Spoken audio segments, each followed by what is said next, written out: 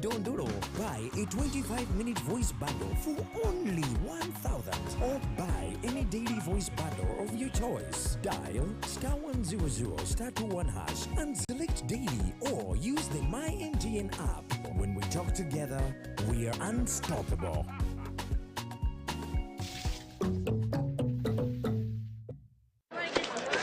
Juko. Yo. Wachiko. Check the shopping, man. What's your secret? Haven't you heard of the parish development model PDM? Yes, I did, but I thought it was just a talk. No, Sebatia. It is real. I and a few friends together formed a circle, accessed money from the PDM, invested in a portrait project, and now things are moving.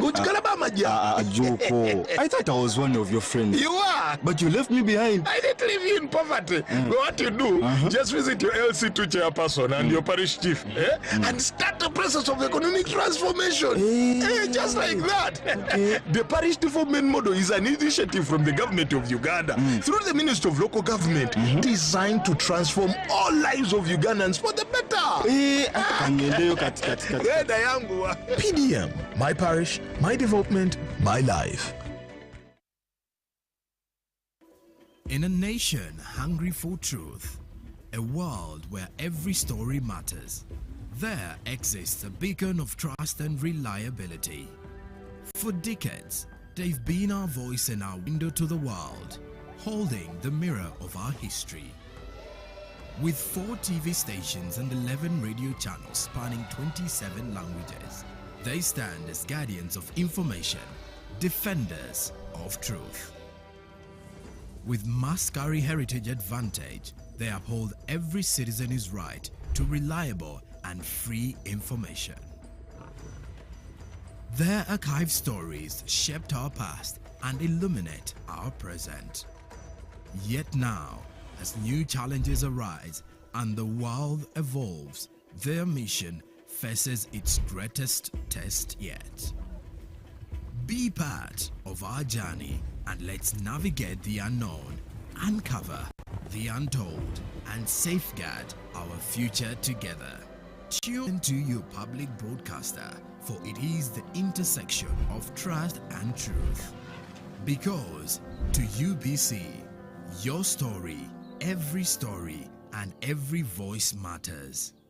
UBC, inspiring Uganda.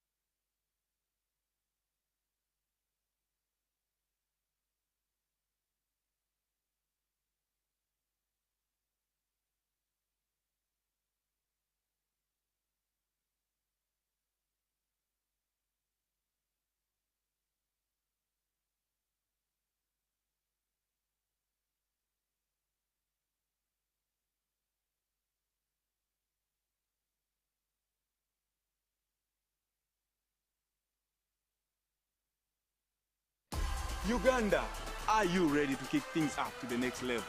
The Uganda National Lottery brings you Sports Stake 10. Predict the results of 10 football games and win big.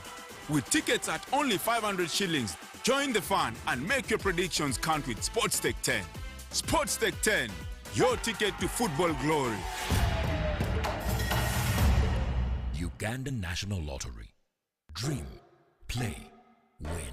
Participants must be 18 years or older. Play responsibly. The Uganda National Lottery is operated by Ituba Uganda and regulated by the National Lotteries and Gaming Regulatory Board. Step into a world of excellence, comfort and pride with Royal Foam Furniture, crafted to perfection right here in Uganda. We bring you state-of-the-art living room furniture and bedding products at affordable prices. Our wide variety of mattresses include orthopedic, pillow top, spring mattresses suitable for institutions like hotels, and many others for home comfort. With every piece telling a story of royal excellence, our products are built with the highest quality materials made to last. Experience royalty with Royal Foam Furniture, proudly made in Uganda, so buy Uganda and build Uganda. Visit our showrooms at Ginger Road, Chambogo Junction, Bukota Chisasi Road, and on Victoria Mall, Entebbe, on the first floor. Juko. Yo. Check the shopping, man. What's your secret? Haven't you heard of the Parish Development Model PDM? Yes, I did, but I thought it was just a talk. No, Sebatia. It is real. I and a few friends together formed a circle, accessed money from the PDM, invested in a portrait project, and now things are moving. Juko. I thought I was one of your friends. You are. But you left me behind. I didn't leave you in poverty. What you do, just visit your LC2 chairperson and your parish chief and start the process of economic transformation. Just like that. The Parish Development Model is an initiative from the government of Uganda through the Ministry of Local Government designed to transform all lives of Ugandans for the better. PDM, my parish, my development, my life. In a nation hungry for truth, a world where every story matters, there exists a beacon of trust and reliability. For decades, they've been our voice and our window to the world, holding the mirror of our history. With 4 TV stations and 11 radio channels spanning 27 languages, they stand as guardians of information, defenders of truth. With Maskari Heritage Advantage, they uphold every citizen's right to reliable and free information. Their archive stories shaped our past and illuminate our present. Yet now, as new challenges arise and the world evolves, their mission faces its greatest test yet. Be part of our journey and let's navigate the unknown, uncover the untold, and safeguard our future together. Tune into your public broadcaster, for it is the intersection of trust and truth. Because to UBC, your story, every story, and every voice matters. UBC, inspiring Uganda.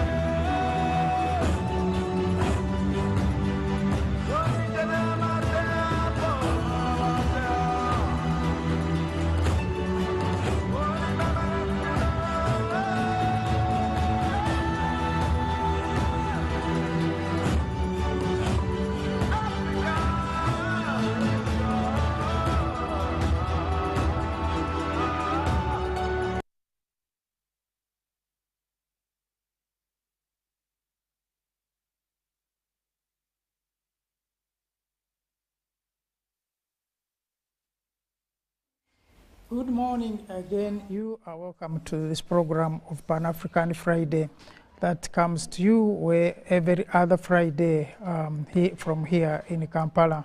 Apparently today Kampala has been with rain, and it has been problematic to many people. And no wonder we also had a delay of about 10 minutes. But it's a nice weather. It has rained. And I'm expecting there's going to be a lot of jam for those who have not yet made it to the places of work.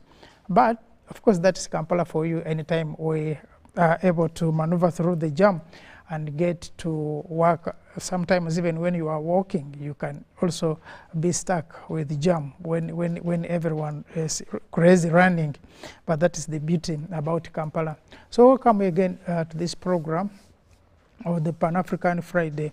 Last week we were looking at the issue of political parties, the dispensation of multi-party system on this continent of Africa. And we are looking at the number of examples of countries that have definitely engaged in the multi-party politics. And then we were looking at the chronology, the history of how we came to be, or how we came to have these political parties from the time we were led by the kings and chiefs from the smaller kingdoms into the bigger kingdoms, how kingdoms used to raid smaller kingdoms for purposes of increasing their numbers and their wealth.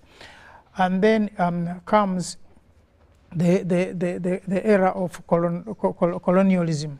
And then Africa is colonized. And along with that, we also saw a number of developments that came with that Africans, much as were colonized, had also to agitate to be independent states. And we saw how states started to agitate, the individuals started to agitate for independence and self-governance. Now we saw how countries, one by one, or in a group, came to be independent.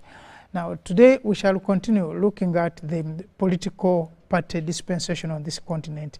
Have we moved further in the democratization through the multiplicity of political parties, or are we still retarded like one used to say? But that notwithstanding, we also look at political parties and the multi-party politics on the continent, the benefits, and sometimes we have seen also the disadvantages of that. One time, Mzee Nyerere, when he was a president, when Tanzanians were being forced, actually, according to him, into multi-party politics, he was saying that you, as a community, as a village, you don't have to wait until there's opposition so that you begin constructing a well, but that you need to build a well, whoever brings material, whoever has labor, whoever brings what, so that you come together and build as a community. That was his thinking. But of course, moments after he said that, he's actually the one, even when Parliament voted in Tanzania that multi-party politics was not necessary, the president said no, that now that the majority are saying that multi-party politics is not good, let's then go multi-party for those who want it, and then we shall see. And of course, since then, CCM has led that country up to today. And of course, that also has become a problem to many people, saying, look, to be democratic, there must be other parties that come to lead. Why should it be only a CCM? But of course, the other people are saying, but if CCM is the one that people want, so what's the problem? Why can't we leave the people to be? Why can't we leave them to vote and elect the people they want? Of course, CCM is now one of the, I think, the second biggest in terms of mass party in Africa, after the one of Liberia, which is the biggest single mass party. So these are some of the things, the highlights that we looked at in the week that passed, and today we are continuing looking at this political dispensation, the political parties, the multiplicity of political parties. Thus, having many political parties, like is the case in the DRC, where we have more than 200 political parties, that make a country more democratic? Or are we saying that where we don't have many political parties, then that community, that country, those people are not democratically governed? These are some of the things that we shall be looking at. And for purposes of our viewers who missed us last week, also saw that when we are talking about the the rebirth, because it was not the first time of political parties on the continent. We are looking at the first 5 political parties, that the oldest now political parties on the continent, including the ANC. In South Africa, we're also looking at KANU. In Kenya, we're also looking at the Labour Party. In Mauritius, we're also looking at which other political party? But 5 political parties. There is also NUP. This is not the NUP of Uganda. It's the NUP of Sudan. The National Ummah Party is NUP. So it is not the NUP of here. But also the Islamic Brotherhood in the Egypt. So those are basically the 5 oldest political parties that we know of on this continent. But you also can see over time these political parties were founded on specific values. Most of them, including the ANC, including the NUP of Sudan, including the Brotherhood of Egypt, and the Labour of Mauritius, they were formed to agitate, and KANU were formed to agitate against the colonial rule. Now that the colonialists left, then the relevancy of some of these political parties is being challenged. As we speak today, I think KANU, you wonder whether it is there or it's not there. You can only hear of KANU when it comes to elections. So these are some of the things that we are looking at today. Ndug Rugarama, you welcome. And as usual, people were wondering whether Ndug Rugarama was on the house or not. But I was telling them, when it rains in Kampala, a lot of things happen. And this is very beautiful out there. So Ndug Rugarama, we are looking at this issue of multiplicity of in Africa, and we are looking at having many political parties, which many people would think that when you have many political parties, then you are democratically growing. But is it true that these many political parties very necessary for democratic development anyway? But even before we go that, how did we come to have these political parties? Comrade Mututa, good morning, and thank you so much for bringing me on the show this cold morning. I apologize for 15 minutes lateness. It is the nature of our roads, and when it rains in Kampala, it's another story altogether. And good morning to our esteemed viewers. We thank you so much for keeping with us every Friday morning. The last time we were here and we were talking about the multi-party dispensation on the African continent, we did, I think, by consensus agree that it is something that is not, politically speaking, our political formation on the African continent and how Africans, generally speaking, governed themselves historically. Either it was through chiefdoms or it was kingdoms or whatever by name you wanted to call them. After all, a rose flower, even after being called by another name, will still smell the same. The Chinese say the cat is a cat as long as it can catch the mouse. That's true. So you can therefore see that, largely speaking, probably maybe if you want to say that the rivalry we had, if a kingdom was fighting another kingdom, even or internally, if there were disagreements within a kingdom, like it would be, because in issues of inheritance, then probably that would be a political party in that sense, another political party rivaling another one. Probably I would maybe agree with you to the extent that there was opposition. But that opposition being described as an opposition political party, I think, is not correct. And we trace multi-party dispensation, especially with the establishment of after the colonial rule, is when we get to have multi-party dispensation, or for that matter, party rule, if you like, because when the white man, be it the French, be it the English in the case of Africa, there are these other ones, the Belgians and what have you, they are almost not so serious. There are very few countries on the African continent that were not French, they were not English. You realize, therefore, that when the white man lives in the sense of direct colonial rule, and we get a substitution of the so-called self-determination or the flag independence. This flag independence comes with self-political determination, which in majority of the cases was the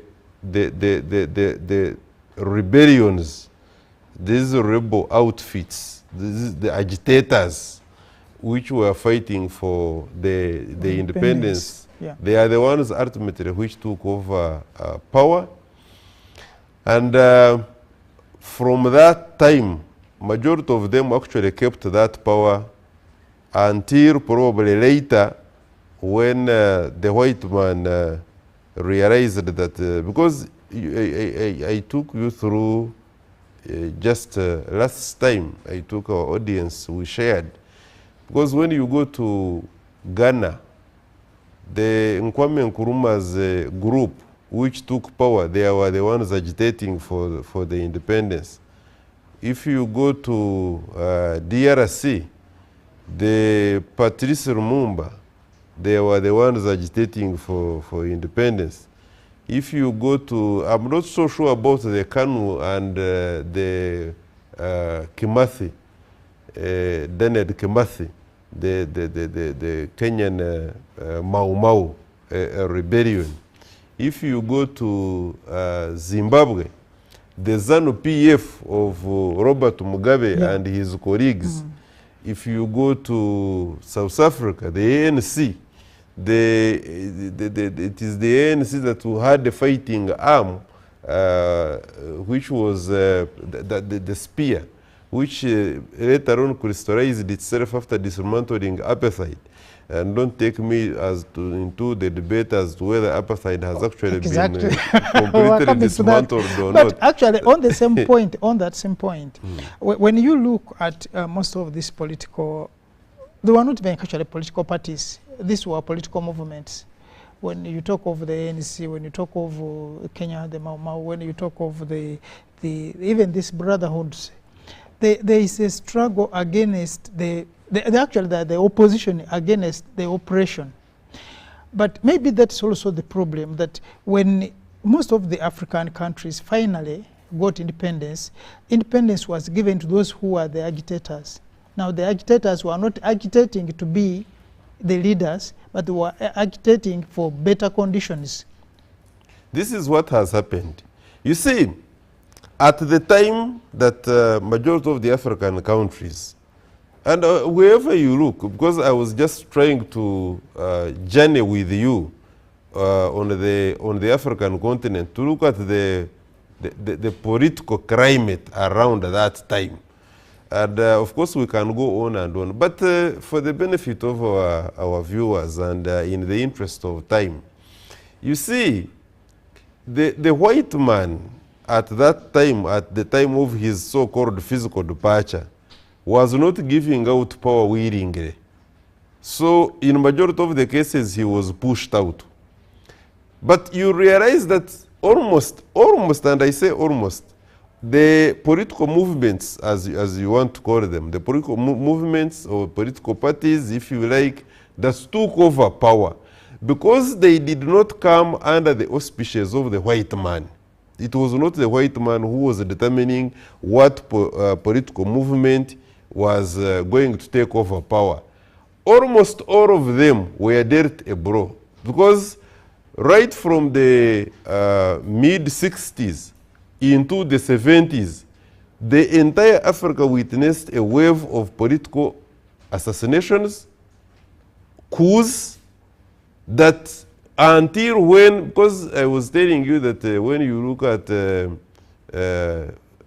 Abdul Gamars, for instance, in Egypt, there was a coup.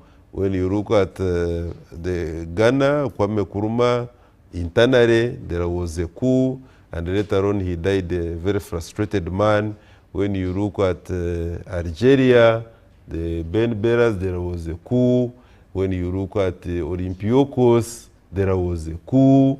When you see, apart from the few survivors like Kambarega Julius Nyerere, who remained there and with the Chama Cha Mapinduzi, majority of these progressive political movements that had taken over power and the ideology, they had shaped the Pan-African ideology that was going to take the African continent to another level. All of them, the white man realized that his mission of neo-colonialism, whereby even if he was not physically around, was not going to be achieved with the crop of people of the Kwame Nkrumahs, the Patrice Lumumbas, the Olympiacos and what, and that nature of group. He said, let me remove you. Now, when the political terrain of Africa was destabilized in the 60s and the 70s by way of coups instigated by the white man, then we had people who were not prepared. Mobutu, Sese Seko, Wazabanga, to replace Patrice Lumumba, who was picked by Belgium and CIA, and he was placed there. We all know from that time what happened in Zaire. We know that Ghana, after the demise of Kwame Nkrumah, we know the political party that came in and what happened again to Ghana. So in a manner of speaking, therefore, the so-called political parties, or if you like, the opposition political parties, and these other political parties that came up, and some that took power from the original political movements that captured the power from the white man, didn't do well. And that, in a way, when we historize the problem of Africa, apart from slave trade, apart from the colonialism, then we had a wave of unprepared, ideologically bankrupt political parties that took power from the original ideologically correct movements that wanted to shape Africa's future, be it political, economic, or otherwise, differently. Now, when we get this phase of the unserious, unprepared political parties taking over majority of government on the African continent, we continue with the problems that Africa as a continent has suffered till to date. Yeah, but of course, I think the the problem starts right from the beginning. You realize that even the breed that we're talking about, the Kwame Nkrumahs, the Nyereres, had also their own differences, especially when it came to the issue of moving the continent together as Africa. There were people who still believed that they needed to have more time. Actually, even as we speak today, we are still asking for that more time, that we, as Africans, we need more time so that we can reorganize to move as one entity. But there are also others who suggested, including I think Nkrumah, that they needed to move then, before they got so comfortable in with the droppings of power, because then it will be very difficult for them to come together and secede grounds of being present in smaller countries. I think that is the cost that we're paying even up to today. I agree, and you see, it's the differences actually didn't stop with the time at the time of the slightly before 1963. By the time, by the way, by the time they were having the Organization of African Union in Addis Ababa, they had the organization itself, the Organization of African Union, had fractured. It had fractured in the sense that Kwame Nkrumah had a group of his with the Ben Beras, Abdul Gamar Nassers, where they believed that it was even Central African Republic, I think, yes. They believed that it was important in the sitting of the 1963 at Addis Ababa to emerge with one army, to emerge with one currency, to emerge with one government, among others. And it was a beautiful idea, in the sense that had they bought the thinking of what then was called the Casablanca Group, would be far much more, because the realization of political realization and other forms of realization of unity of Africa is certainly not a walk in the park.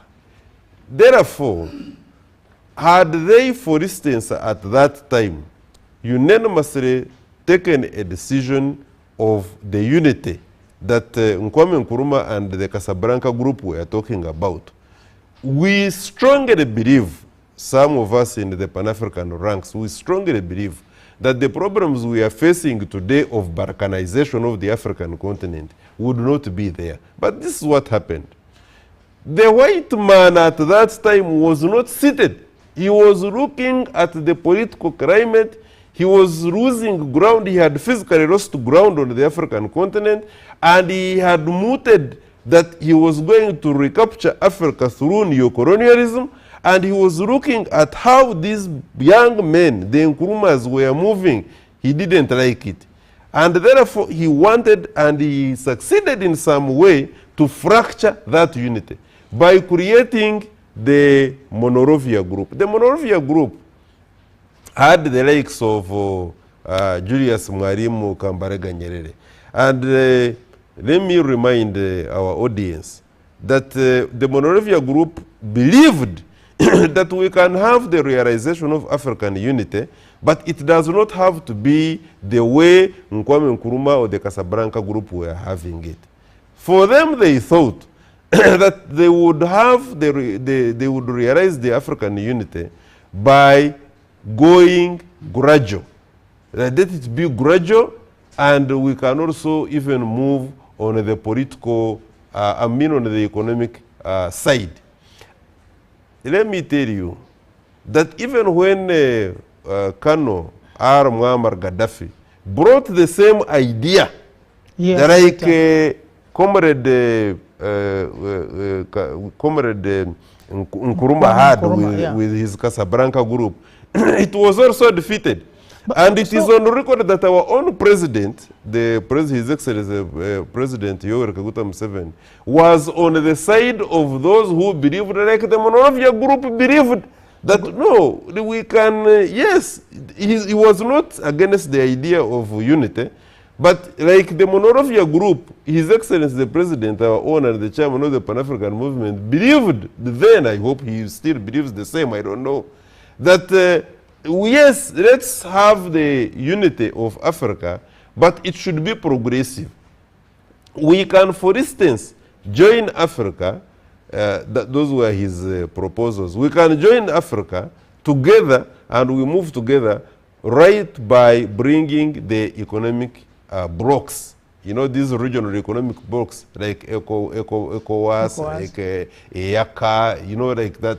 So say that when we bring these ones together, when we when you look at it intellectually, it makes sense also. But in my opinion, and with a lot of respect, I disagree. Mine is that I would rather go with what Kwame Nkrumah was proposing. Yeah, because these other differences, like just a minute, these other differences, for instance, that we see we speak different languages, we are at different levels of economic development. What is so different? Africa all over, it's like saying one man is one-eyed, another one is partially, the visual is not so much, another one is totally. We are all having the same problems.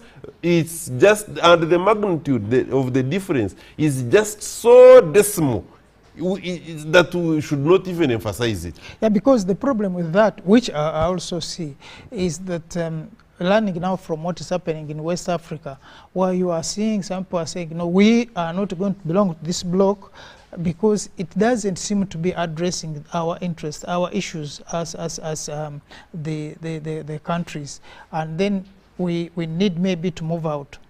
Now, what is happening in ECOWAS can also happen in other blocks, maybe in the East here, or even, because even East, you remember, we have had issues of, we are talking about, because the president's push, especially the president of Uganda's push, is to do more with the economics. That once we have business together, if we are trading together, then we can even move faster because we have something that is bringing us together. But also that, like it were in the time of the Casablanca and Monrovia group, I think it is still there. There are agents of doom who have not given up, who still are being used to disorganize the plans for Africa. But also, at the same time, when you look even at the original groupings, talking about the original political parties, like I highlighted at the beginning, that when you look at CAN, for example, it was formed for agitation against the colonial rule, but also, and for independence. But also, when you go deeper into it, many scholars would also say that CAN was formed for the interests of the Kikuyu and the Jaluos. That now internally. You have brought something that probably we should talk about. You see, when you look at the composition of majority of the political parties that we have on the African continent, either a political party has been formed to foster, they may not even say it loudly, but you will see it through their actions. The Bible is very instructive. You say, it says, the Bible is, when it comes to how people can be looked at, that you will know them by their fruits. The kind of political parties that have over a time evolved on the African continent either have been bestowed upon us by the works of the white man, working with some small group of men and women who say that they are educated, like us here, say we are educated, and we really have nothing much to show for it. If not the white man sponsoring the creation of these political parties, and certainly he who pays the piper calls the tune, to the interest of the white man will be seen through the activities of the political parties, it will be that a certain grouping of people who are of a certain religious denomination have come together, like we used to have. Right? This is DP, and it is largely Catholic. Yeah, but we are saying this like the brotherhood. Thank you very much. Like the brotherhood in Egypt, are now spreading. Yes, for them it's specific. And you see, that is even not all, because even when you go to so gone are the days when we had organic political parties that evolved around ideologically sound points. That, for instance, if we have like the Uganda, we used to have Uganda farmers, that you have a political party that has been formed with the intention of championing the interests of the farmers. Where is the problem? We need to better our farming methods. we need to have this farming or agriculture which forms 80% or plus of the backbone of the African person. And that one we don't have. It will be that this is a political party to champion the interests of the Anglicans. And this is what we have. It is there. And you see, it's very unfortunate that even when we have had, and I thought we had jumped that stage, where we had revolutions like the National Resistance Movement, and in there we were dismantling the political parties whose interest was to champion the interests of Catholics, Anglicans, Muslims, such that we now identify what the problems are, like NRM had done in the 10-point program, identify the problem. What is the problem?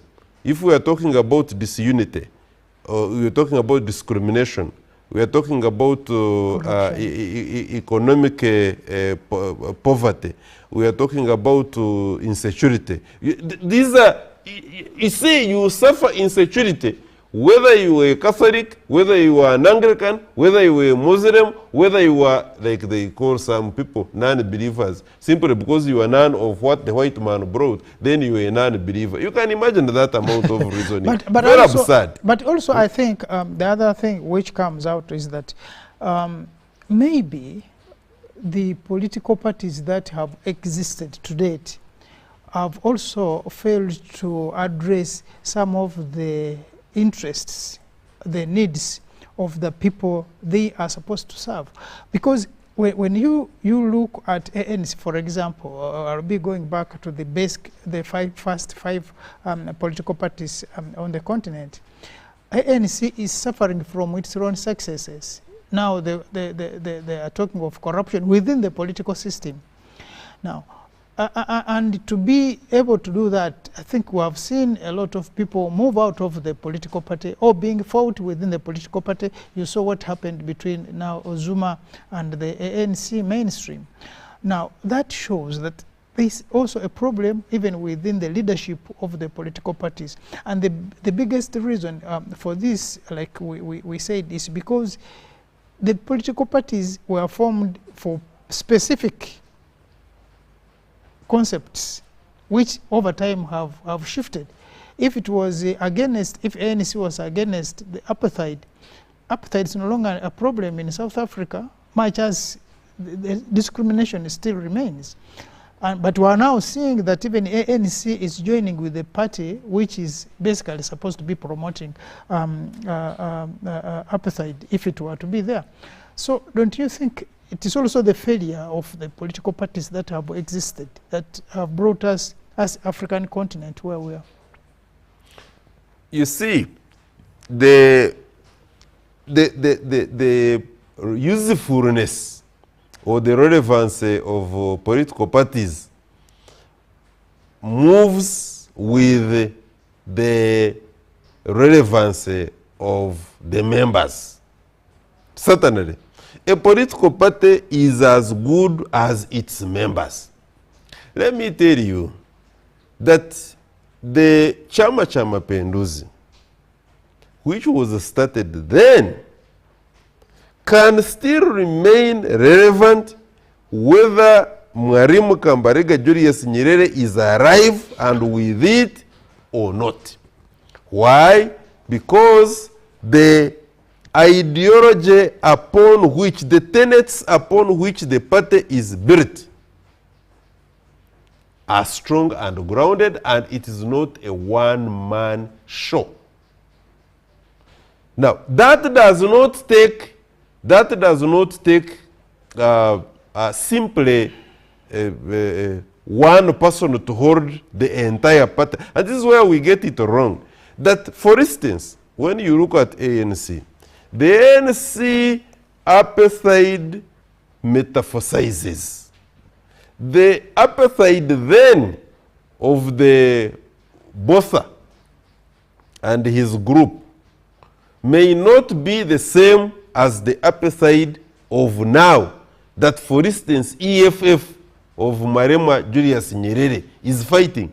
We are saying, for instance, in South Africa, that is ANC still relevant as far as the interests of the miners, those who work in the mines, are concerned?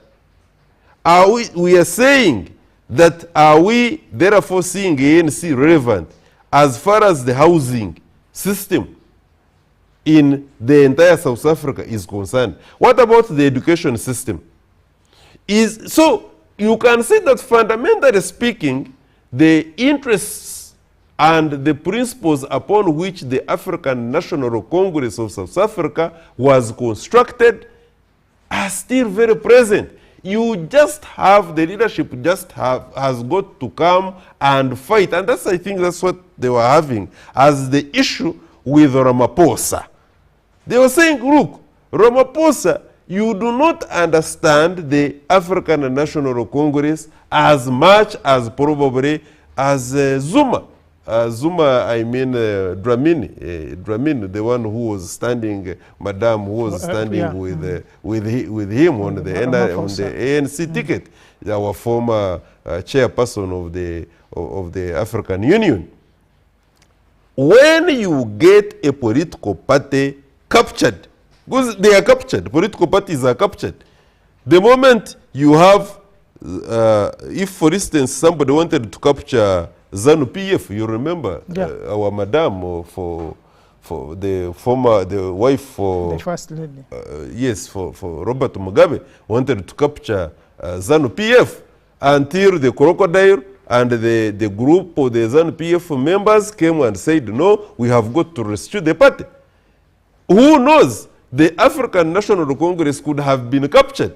And there is even fear, by the way, that our own national resistance movement has been captured. And therefore, the fear is, let me say this, the fear is that the chairperson, our president, may actually not know that there are forces who have come into the party and they are taking center stage, but they actually don't know what NRM stands for. So we fear that capture. Talking of which, Council Ndugu Awich is in Gulu as we speak, and he was telling me he will be, they are working on the digitalization of the NRM that's right, the registration. Register. Yes. And then I was asking him a quick one, said, so is it a big fear that you have a register which cannot be trusted? Because of course, definitely I've been having a lot of complaints during the primaries, so that they have to have a clean register which will at the end of it deliver results which will not be disputed. But you are saying maybe it's one of the fears that to be able to avoid the capture. I have had a discussion. Fortunately, almost all the members at NRM Secretariat, almost all of them, with the exception of the few ones they are all my friends and their colleagues. Right from the Secretary General Tadong, my former Garant Elephant Lumumba Makerere, which we are always together here, is a comrade in the Pan-African movement. You can see, so we share some of these things. And I have had a conversation with other NRM members who are in parliament, elsewhere. The fear is that they themselves don't have a lot of confidence in the register, their own register. Now, I have told them as an elections expert that if you cannot have a register, then you cannot talk about a credible election. Against what are you having an election? Who is your electorate? Who can stand? It means, therefore, a non-NRM member who for some strange reason goes and picks a card and can be seen on the register, maybe he has even gone there today, he can stand to become something. Or members of a different political party Because at one time, you remember that the NRM did away with the register, and they said, no, those who have come and they're in the line, let them vote. Now, what does that mean? That we can even have a force from other political parties who are not our members, and we want a weak person, say, we want to now, you put there, he's weak, so we deny the other one who is going to come and disturb us. Yeah, but and they vote me. Now, you see? Party capture is common. And we have seen many countries, including the original political parties we are talking about, also suffering from the capture. Apparently, even the Democrats, I mean the Republicans in the US, are also saying that the party has been captured. With the emergence of Trump. Exactly. You see, because they are trying to trace Trump. Where did Trump come from? You see, but you see, we need that, Comrade Mtuta and our dear viewers. We need to take some of these things seriously. What we are saying is that, and it has got nothing to do with discrimination.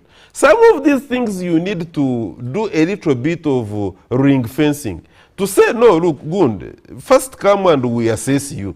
What are your credentials? We have got a problem. Majority of NRM problems, by the way, is not that it's not a performing party.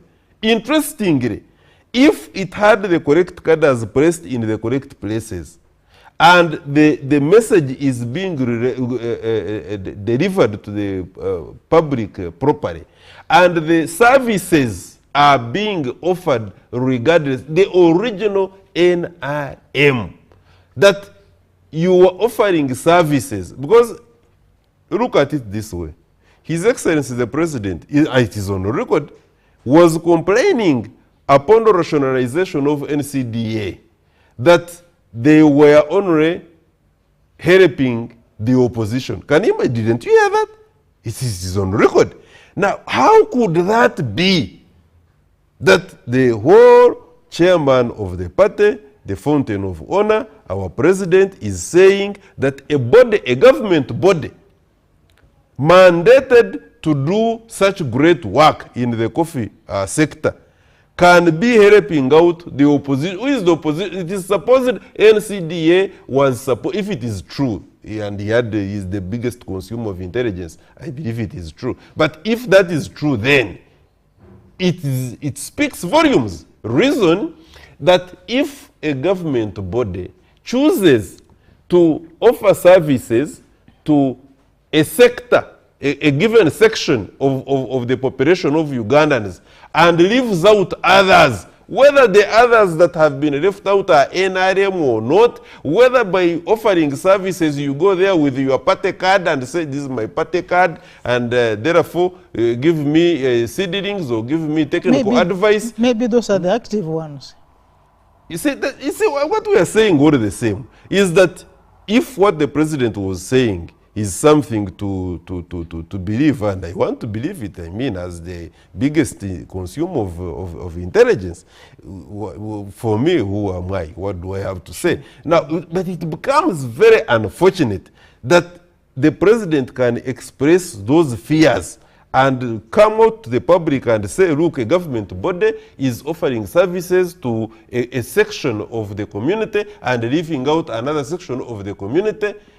And if there are 4 political parties that we have here which are offering leadership, are presented, they present themselves, and all they do is to emphasize differences and to make sure that after capturing power, they will go a long way in making sure that they push people away from each other. Then we are not going to be talking about development. Because exactly, because then the other problem comes in, like you are looking at the leadership of the political parties. It's possible that some people can sit down and plan ahead, and then take over a political party in form of capture.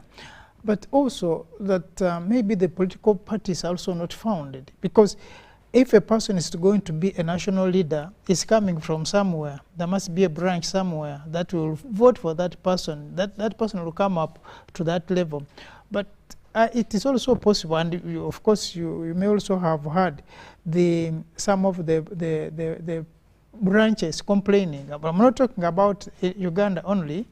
we also have had issues, for example, the fallout now in Kenya, when you have Kenya Kwanza and the coalition, because these are not necessarily political parties, but they are political movements that have come up in opposition to the ruling government so that they can also take power. Now, sometimes when they get into power, it becomes a problem to sustain the needs, the interests of all these political parties. You have had both in the opposition, but also in the government, because these are not systematic political parties that are built on values or ideology, but rather individuals who have come up with their groupings, maybe based on ethnic or somehow, to create a vehicle through which they go to power. Now, that one becomes... Comrade Mtuta, there is something else in here, by the way, and with all due respect, I have had, for instance, even in our other bodies, yes, I am aware that we are talking about political parties, but you hear something like Uganda Catholic lawyers. You say, what are those special interests which Catholics have that they must have a body, their lawyers who are there in this faith, and they meet?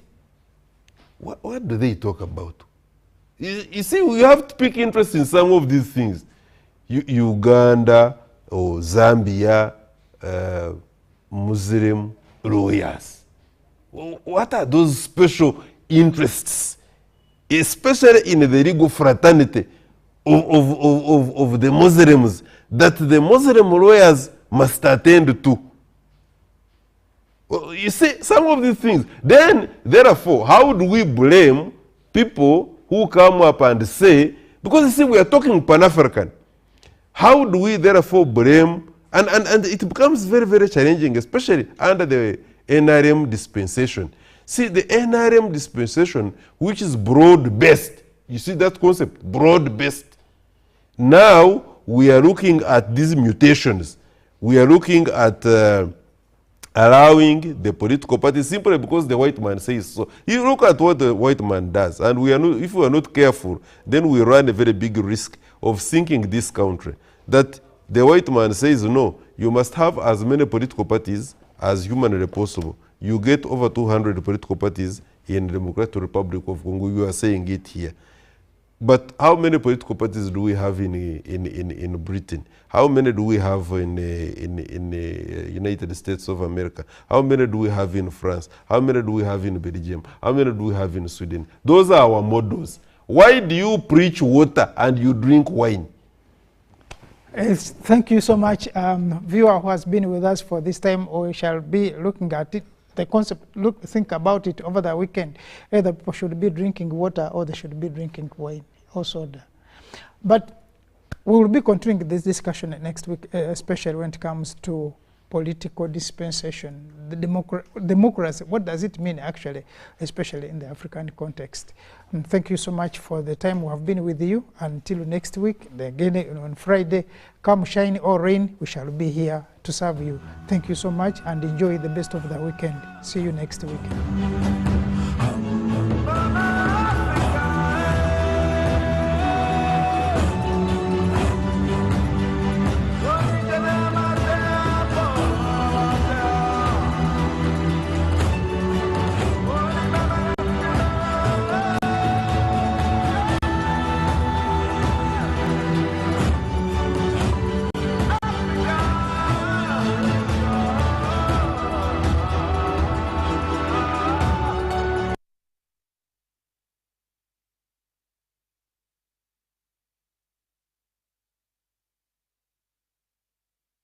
Of the day on UBC. One-on-one with Michael Jordan Lukomwa. A weekly face-to-face conversation focusing on accountability, inspiration, information, and sensitization of the public from the various sources, such as inspirational profiles. Having disability is not inability. Every Friday 9 p.m., it's one-on-one with Michael Jordan Lukomwa. Don't you see anywhere that you would give a credit in the fight against COVID?